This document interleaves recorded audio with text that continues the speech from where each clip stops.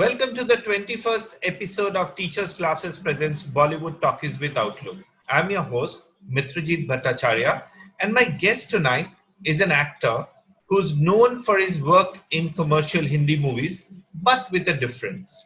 He's equally comfortable playing a small-time Delhi conman and a rich man on a holiday in Spain with bachelor friends. Calling spade a spade, living on his own terms, unaffected by the glitz and glamour of the movie business. Abhay Deol, welcome to Teachers Glasses Presents Bollywood Talkies with Outlook. Thanks for that lovely intro, yeah. You're not in Mumbai, you're not in Goa, you're not in US. Where are you? I'm in Canada right now. Let's start from the very beginning.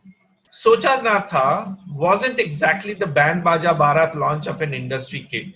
Imtiaz Ali's first film, a simple love story, a slow starter that eventually was liked by all. Were you happy with your launch? I'd met Imtiaz through another colleague in the industry and he did a narration for me. And at the time, Imtiaz was talking to some other producer who was kind of worried, I guess, debut director, debut actor, this producer wasn't sure of us. Right. And then me being a Deol, he was also like, why should I launch a Deol in a romantic comedy? Because of the age. So I took him to my brother because I knew Bhaiya would take a chance on him.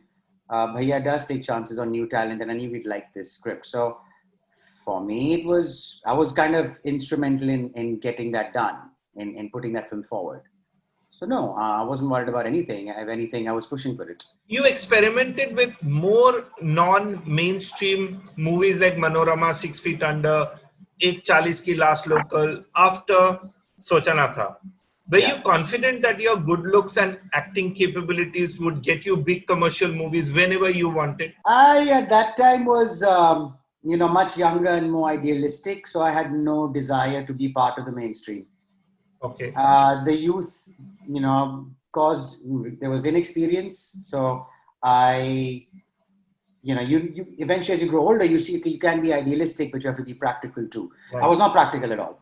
I was just idealistic. And I was like, I know I can make this happen. Of course I can, And so as far as my looks and the whatnot were concerned, I was more concerned with the fact that people would cast me as the sweet boy next door, especially after Socha Na Tha. And I got a lot of those offers and I turned them all down because I was like, I'm not that. I did that with Socha Na Tha. Being from the film industry, I also knew that if you do something and clicks or people like it, they'll want to do that all over and over again. That's right. So the only mainstream offers I was getting was like, as they call it, chocolate boy, whatever. I don't know where that term comes from.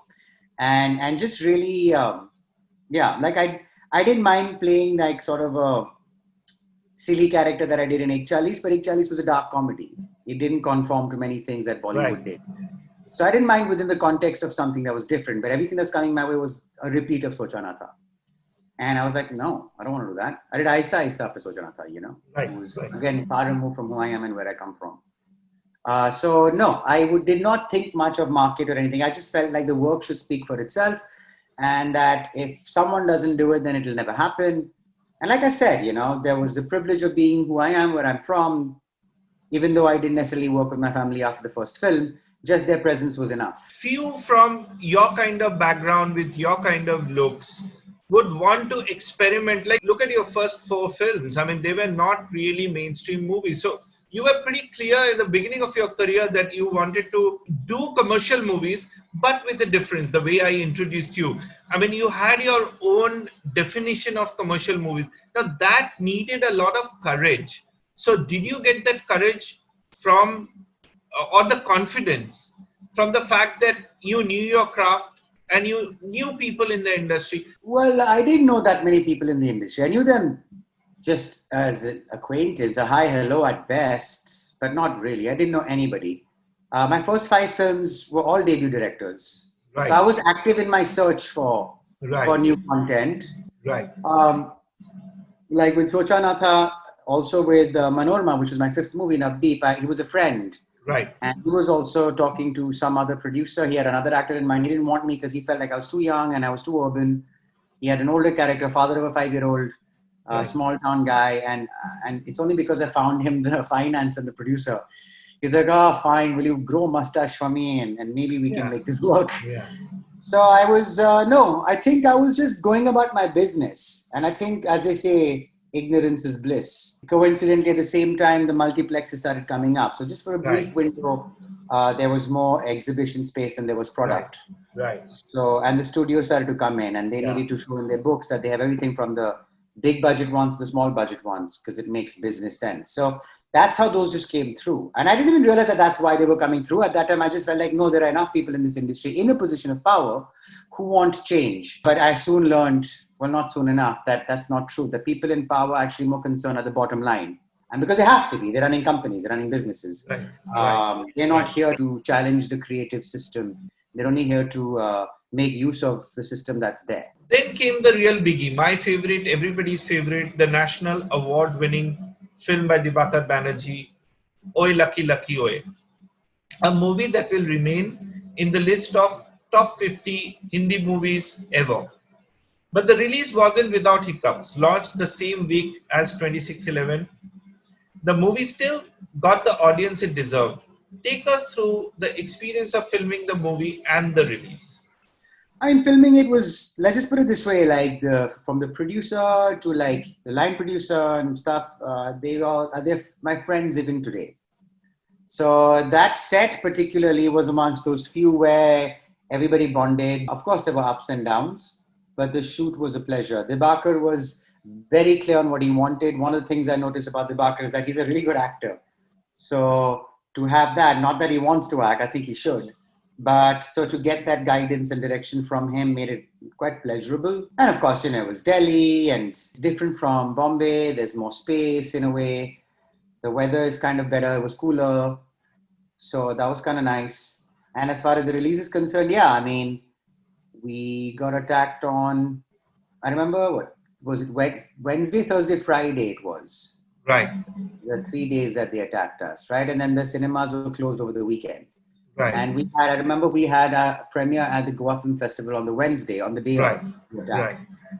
And at that moment, I dropped any expectation of the movie because obviously I was more shocked at what was going on.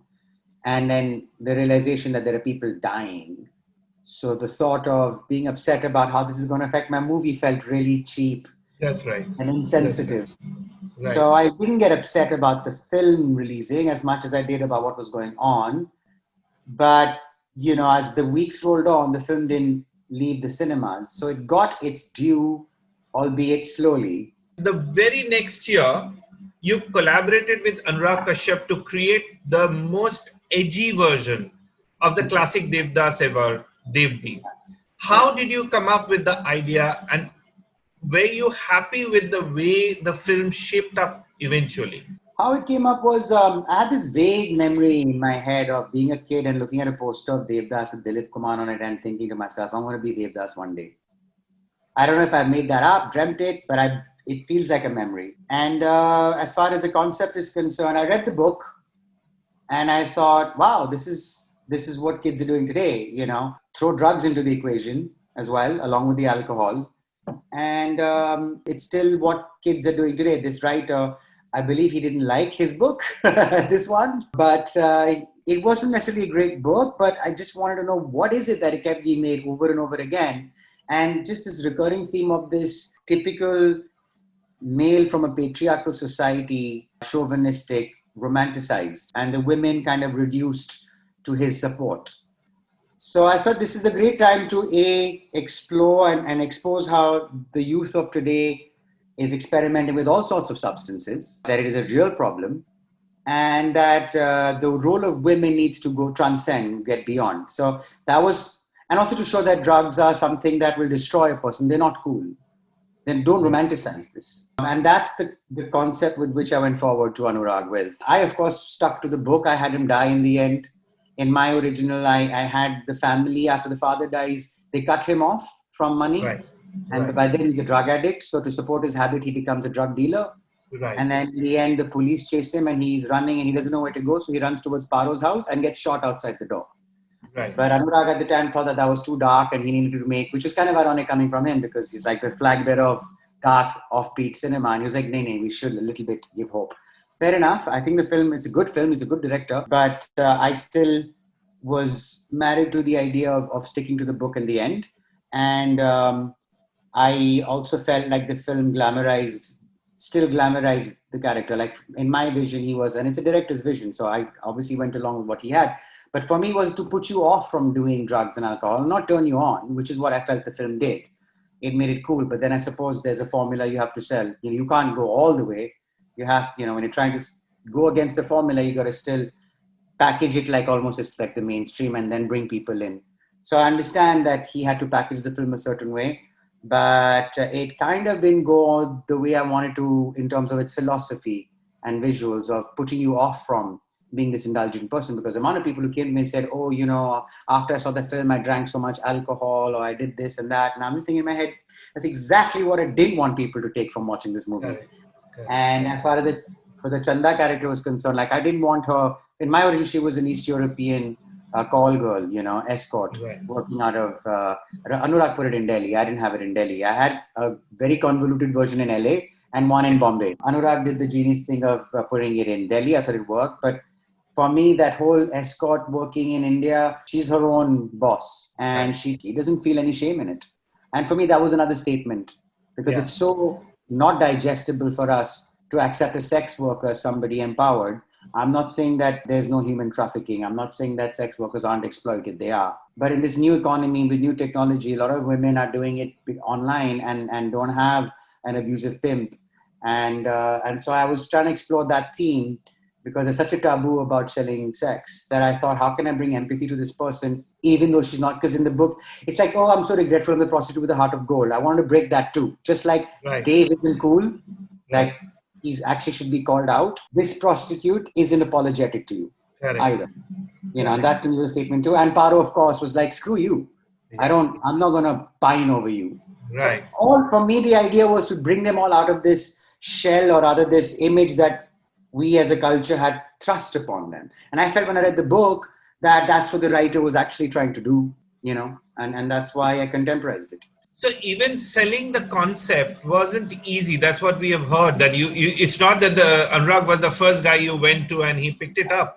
So what was taking so much time for contemporary filmmakers to understand the concept which you were trying to propose? I wouldn't tell people it's a modern day take on Devdas. I would first just give them the story.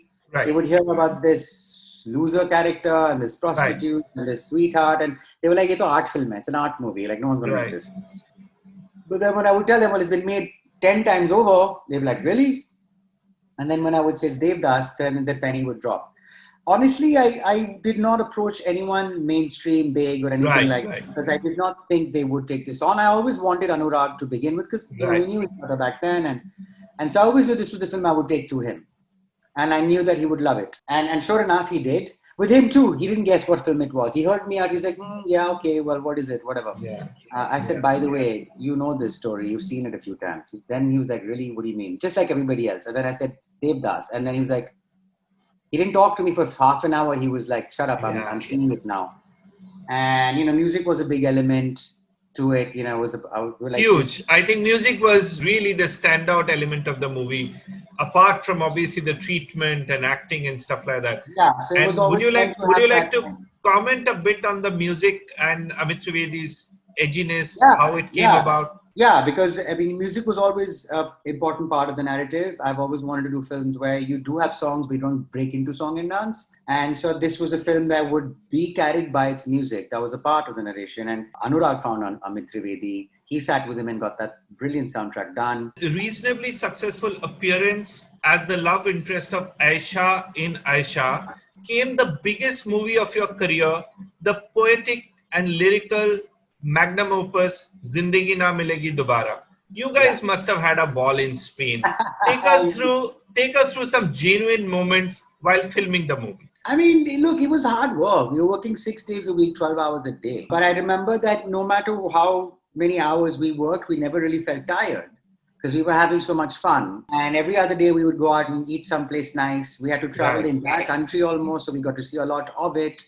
We started the film, before we started it, we went to a music festival. And so those memories are really clear, the beaches were nice. Then of course, training for skydiving and then skydiving too. And we shot the underwater portions in Sharm el Sheikh So going to Egypt, it was just, I don't even know if I'll ever get that chance to make this kind of a film or this kind of travel again. What the movie did for Spain tourism, I mean, they probably didn't need to advertise in India thereafter. I mean, it's like... Yeah, it's part of their marketing syllabus, apparently. Yeah. Which is incredible, I think. Divakar's political thriller Shanghai came next, where your performance as a South Indian bureaucrat stood out. The music score by Vishal Shekhar was brilliant. Were you happy with the way Shanghai shaped up? Look, Dibakar is a really good filmmaker. And even like by then I'd already worked with him, and with him, like I was like, whatever you want to make, I'll support you. And he wanted to take me into a space completely different. Like I had just come out of Zindagi, where I played this urban, city kid. And then suddenly I'm this older IAS officer from Tamil Nadu, and there was just, and so that excited me. We had to find the way he speaks. You had to get his accent. Accent training for actors is not something that is easy to come by in India. Yeah. So we had to create his accent, So that process was fun. As far as the film, I think on one level, while it's a really well-made film, on one level it fails to kind of draw you in, because outside of my character, who actually sacrifices and does for the larger good, the other two characters are in it for revenge. And it's just such a good-looking movie that it doesn't allow you to get in the heads of these characters. And I remember someone asked a question. I remember saying this in an interview. I said, well, if there's any hero in this film, it's my character, simply because he sacrifices something for the greater good. And Dibakar, I remember thinking, oh, I never thought of that, which kind of surprised me a bit. And I think that's why it lacked a little bit of soul, because it was just too caught up in anger. Like that was Dibakar's angry film, and you need to balance your anger out.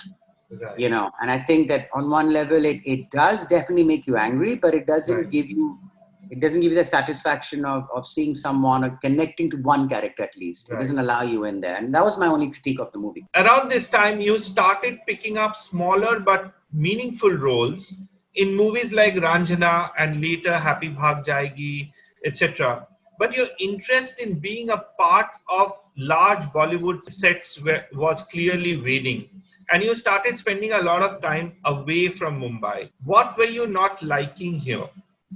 I'm not liking. I'd called out the stars on fairness creams by then.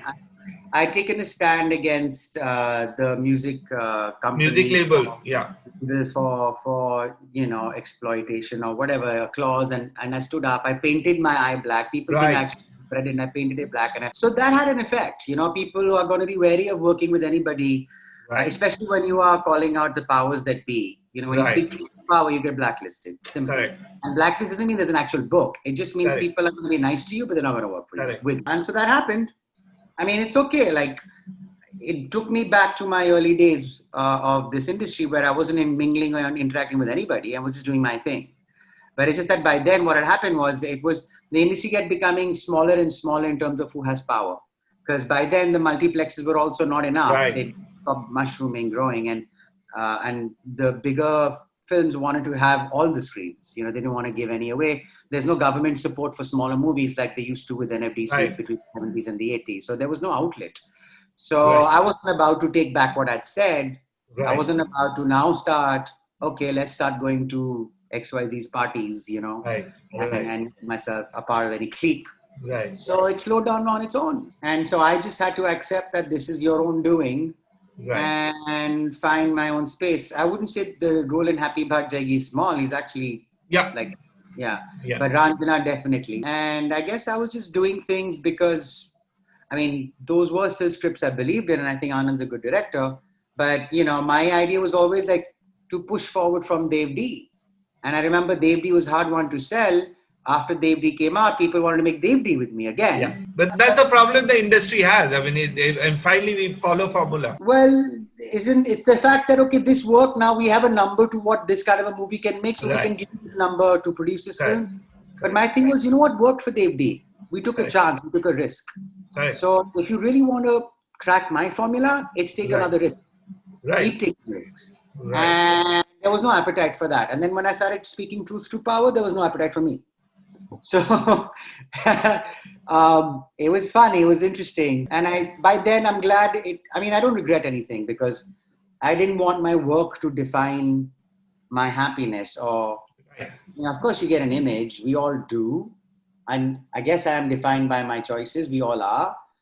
So define is the wrong word. I guess I couldn't have playing the game be the thing that dictates my life. Let's put it that way. But you spoke about a lot of very important issues which plague the industry. Like you spoke about the fairness cream, your campaign against fairness products. You spoke about blind items, which a lot of stars who have earlier come on my show have spoken about it. One thing they don't like about the movie business is everybody has a space. You can do what you want, but don't run someone down. And these blind items do that. And a lot of these things we are seeing now after 5-6 years of you having raised those campaigns coming back and taking shape. More and more people are talking about fairness creams. You know what has happened. I mean, the biggest brand had to change their brand name. Actors and actresses who endorse fairness creams are talking about Black Lives Matter. I was like, yeah, exactly. So now it has become a glow instead of fair. So you know what's happening in the industry. And you were probably the one who started it. And I think calling names, the biggest names in the industry, I don't know what was going on in your head, because I can't imagine somebody taking a stance against all the big powers of the industry, talking about fairness creams, blind items. Obviously, the stance you took against the music label, which is the biggest music label in the country. So are you satisfied somewhere? The little movement which you started on your own, a lot of it is seeing results which you wanted to see then. So does that make you happy? It does, because you feel validated. People call me arrogant. Maybe I was. I'm not denying it. I'm not a perfect human being. I'm not trying to be perfect or role model or anything. I'm just doing what I believe in. I don't need to be applauded for the stands I take. I don't have power outside of the industry. I have power within my industry. Even if you don't give me work, you can't take away my power. I have my voice. So within the industry, because I'm like, how can we comment on other industries, whether it be the environment or politics and all, when you yourself in your own industry don't practice what you preach? And also your power is within the film industry. Make change around the people around you. Speak to them, and then the rest will change on its own. So I was just going by that, and I was hoping that people would recognize that and come to. You said that people say, yeah, in the industry say blind items are good. The same people actually put them out there. You think actors don't put blind items on other actors? They do. I've had producers put false stories about me in the market. I've had directors talk bad about me on purpose behind my back. I've had people come from different juries of award function and tell me, Arey, I wanted you, like one of them had come because I wasn't even nominated for Dev D. And so they were like, oh, I really wanted you. But then XYZ director said, I will tell XYZ actor that you got Abhay in there. And just petty things like that. And because I'd grown up in a film family where I had heard, oh, so-and-so's going to get the award tomorrow, or these awards are a sham, I just had no respect for them to begin with. And that's probably also where my arrogance came from my privilege. And I could afford to say, you know what, I know how you give awards. I myself have been called for 3 awards to say, please come, we'll give it to you. I was just like, that's why you give it to me? No. By the third time, because it'd been so many years and nothing was happening, I was like, you know what, fine. Why am I the only one screaming? Because ultimately you were the lone voice, and being the lone voice, you get branded as what's your problem? Because nobody else is doing it. Everyone's playing along. So what's your problem? So then I thought, well, okay, this is what the people want. Then I don't want to be suffering on my own. Fine. Okay. And I remember this one award function, they called me and I said, yeah, sure, I'll come. But I was starting a film on the day of the award. I said, look, I'm starting a movie on the same day. If you don't mind, I'll do a video message for you. You're like, oh, we're really sorry. We need you there. But it's okay. We'll give it to somebody else. And then the person who spoke to my manager called her back and told her, I didn't want to say this in front of everybody else, but I respect him more now for not coming. I was like, I wasn't not coming. I was saying I'll take it, but he said I can't come physically. So stuff like that. So the sim industry, which complains, also partakes. And I find that very hypocritical. It's like either don't partake and not, instead of complaining, do something about it, say something about it, or partake and accept whatever's coming your way. You have acted in commercial movies, as I introduce you again, with a difference. Not beefing yourself up and beating 20 people at the same time, the way quintessential mainstream heroes would. Now, the OTT platforms are seeking character graphs exactly the way you were doing maybe 15 years, 10 years ago. You almost read the audience choice 15 years ago. So do you feel that, I'm not saying you take responsibility for this change. Are you happy with the OTT movement that it's democratizing? One is it's democratizing, and second is it's taking away the pressure of first weekend at the box office to sustained viewing of audiences anywhere in the world if the movie is good, whether it takes 3 months, 6 months, or 1 year. For sure, it's democratizing, no doubt. Just like with the multiplexes coming up, and then for a brief moment, that's why a lot of new talent was able to come in, and some new ideas came in before it got taken over again by the few. But so just like that, now the OTT platforms have come in. But while the multiplexes are physical, finite entities, OTTs are infinite. It's a digital space, and it's just by nature, the industry would try and even take over that space like they did with the multiplexes. But they won't be able to take over the OTT space because it's far too vast. It's a worldwide reach and it's endless. It's a limitless, a bottomless pit. So, it's not like out of the goodness of any particular person that is being democratized. It's the nature of the beast. And that's why now you see so many various ideas and other actors, deservedly so, getting front and center. Part of the Bollywood formula was also, it's about the hero and the heroine, really.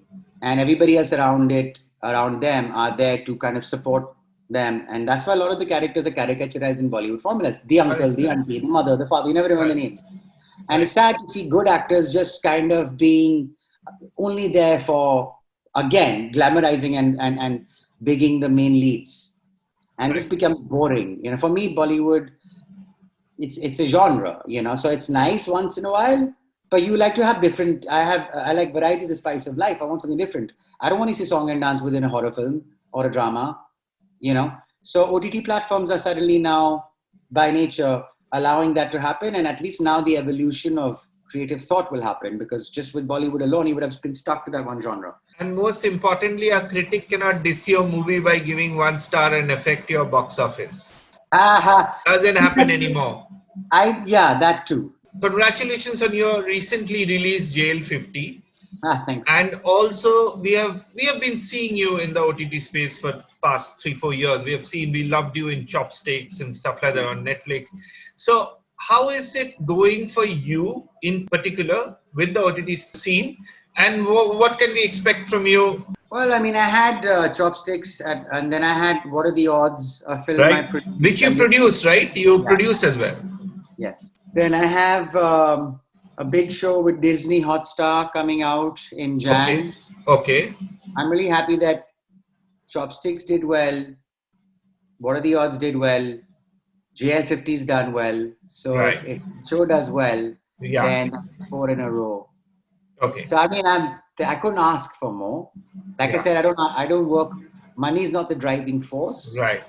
And so of course I want to make money. Don't get me wrong. But it's not the driving factor. Yeah. And so it's given me that chance to live my life. I'm not in a rat race. So one of the good effects of what my actions was, I didn't become part of any race. Right. And I've always believed that what you can do, I cannot, and what I can do, you cannot. Yeah. That's my philosophy. But that was your hallmark since beginning. You were never a part of the rat race. The kind of movies which you have done even in the first 5 years, been all really not chasing any business goals. So which was considered like commercial suicide. Right. And it was at some level, and that's why there was a lot of misunderstanding of who I was and what I stood for. People thought it was arrogance, and I think there was more ignorance than arrogance. I think there was more idealism than anything else. There was naivety there. And so now it just feels nice to be vindicated. You often made this comment that you're fitting in. So have you fitted in now? I don't think I'll ever fit in. But it's not something I think about. I have more empathy for the industry now. Obviously, when I was younger, there was more anger, and anger is not a good thing to hold on to. Right.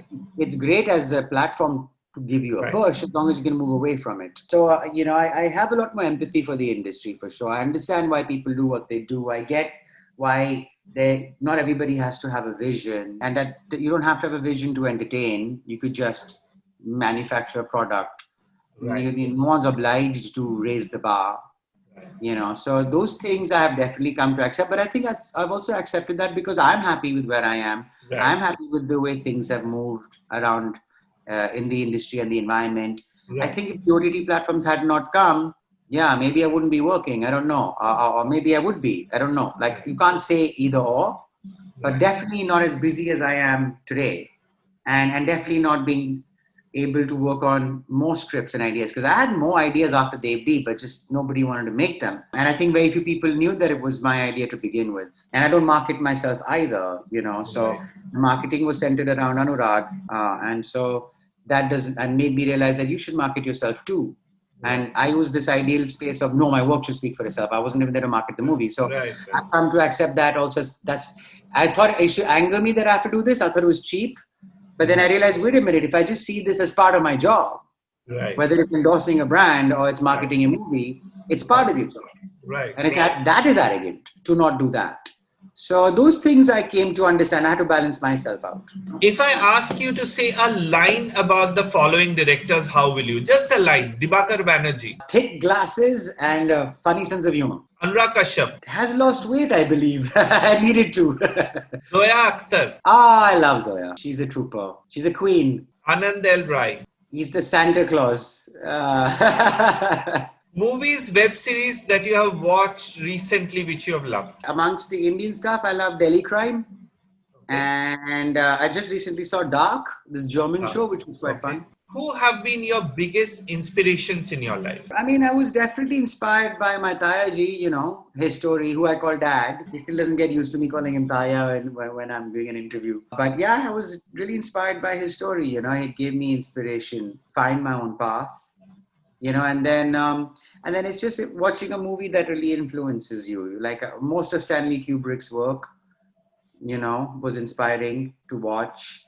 Growing up, discovering world cinema, Pedro Almodovar, so all of that became part of the journey of inspiration. You have ticked, obviously being an actor, you started as an actor, you've been a producer. Any plans of writing and directing? I just directed a short film that I'm doing in post right now. And I did that just more for myself to see how much of an interest I have in directing. Directing, I didn't take it for granted that I would.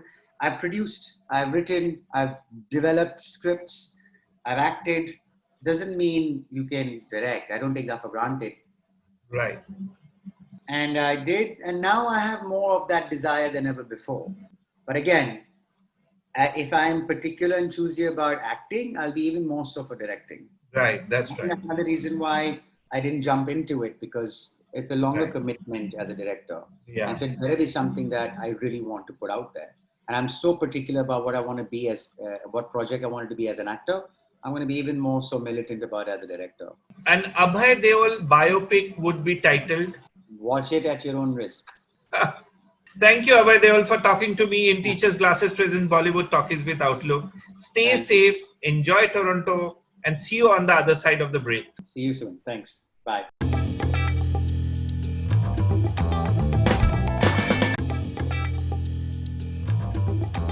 I wouldn't tell people it's a modern day take on Devdas. I would first just give them the story. Right. They would hear about this loser character and this prostitute and this sweetheart, and they were like, "It's an art film. It's an art movie. Like no one's gonna make this." So then when I would tell them, "Well, it's been made 10 times over," they'd be like, "Really?" And then when I would say it's Devdas, then the penny would drop. Honestly, I did not approach anyone mainstream, big or anything that because I did not think they would take this on. I always wanted Anurag to begin with because we knew each other back then, and so I always knew this was the film I would take to him, and I knew that he would love it. And sure enough, he did. With him too, he didn't guess what film it was. He heard me out. He's like, "Yeah, okay, well, what is it? Whatever." Yeah. I said, "By the way, you know this story. You've seen it a few times." Then he was like, "Really? What do you mean?" Just like everybody else. And then I said, "Devdas," and then he was like. He didn't talk to me for half an hour. He was like, "Shut up, I'm seeing it now."